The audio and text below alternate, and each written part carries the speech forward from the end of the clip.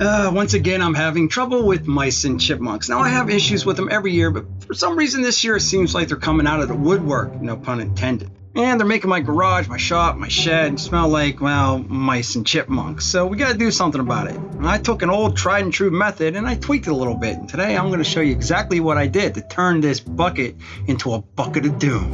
Bucket of doom! And really all you need is a couple pieces of scrap wood.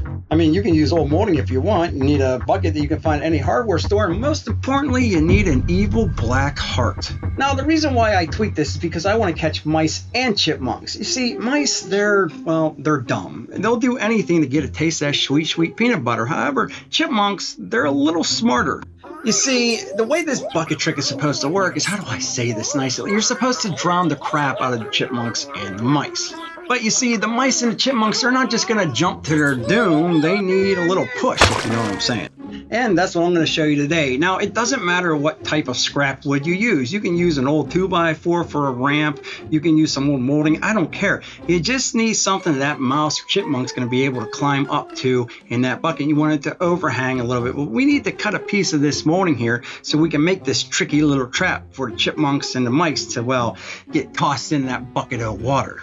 Now, you just want to find the middle of each board. I only need to cut a foot off of that molding, so not too much. Now, you can use a handsaw or whatever else you want to use, but we just need about a foot of this molding here. And that's basically all the construction this project's going to need. So now I just need to find what's called the fulcrum. That's the balance of this thing. So if I push this too far over the bucket, well, it's going to be too heavy when I put the peanut butter on and the trap's not going to reset. However, if I go too far back, well, it's not going to work at all. The weight of the mouse or chipmunk's just not going to be enough to have this trap go off and do what it needs to do. So I'm just going to find a nice little middle point here, and I'm going to drill a hole.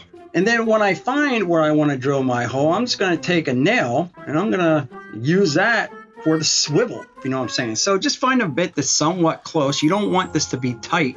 You want that hole to be a little bit larger than the actual nail itself. But I do want to point out there's really no measurements here because you can adjust this when it's down on the ground once you got that ramp up over the bucket. So I'm just going to drill a hole in this piece of woodage, that's the ramp, and I'm going to drill another one in my molding. Now, the way I found the hole that I needed to put in my molding, or at least the length of it, is, again, the fulcrum. I just put this up against the bucket, and I want this to be like a diving board that doesn't work, that actually fails. So when the mouse goes on the edge of that white piece, just right into the bucket of water, and they're not going to be able to find their way out. So once I find that level right now, I'm just going to take the hole and punch it right on the side of the molding, and I'm going to put a nail through it. Let me show you. I'm just going to mark right where the hole is on that ramp. I'm going to mark it right where the fulcrum is. I'm going to nail it right there. All right, so I'm going to take the drill. I'm going to put a hole in my molding now, and you can see I'm going straight down into it. That's where we marked it. I'm going to take a framing nail, and I'm going to clean that up a little bit. I just take my utility knife and then just scrape off all the goo. But if you just have a regular nail laying around, you don't have to worry about this at all. And that would be pretty real nice like.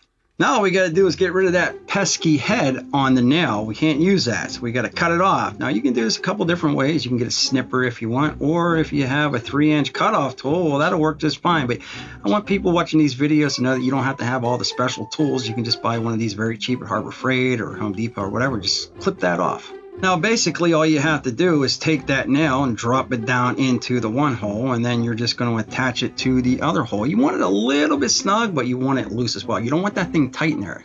Now, you see how this thing's going to balance back and forth? You can adjust that as you move the ramp. Now, I think you have sort of an idea of how this works. You see what happens when the mouse goes towards the end of that. He's going to jump off that ramp, go for the peanut butter, and bloop.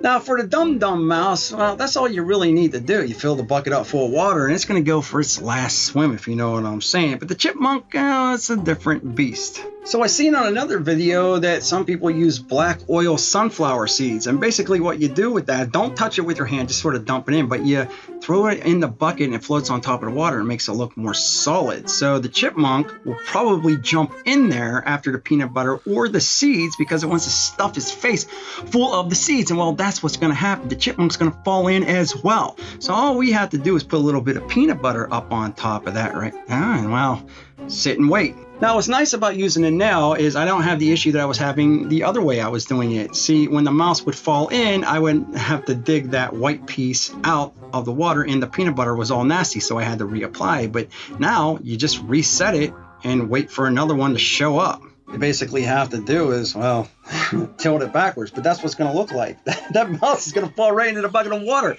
I'm evil, I know.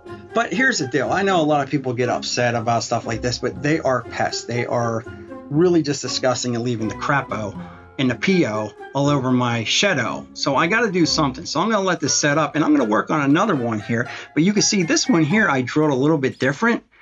And now, well, watch what happens. If it goes down through, it's going to come back. It's going to reset itself. So that's actually pretty freaking cool. So it really comes down to where you put the nail. And again, you can adjust your ramp and it'll fix whatever issue you're probably having. Now, I'm not going to show you the actual, what do I call, death scene. However, you can see that it was set off, and I've caught 3 mice and 1 chipmunk within a half an hour.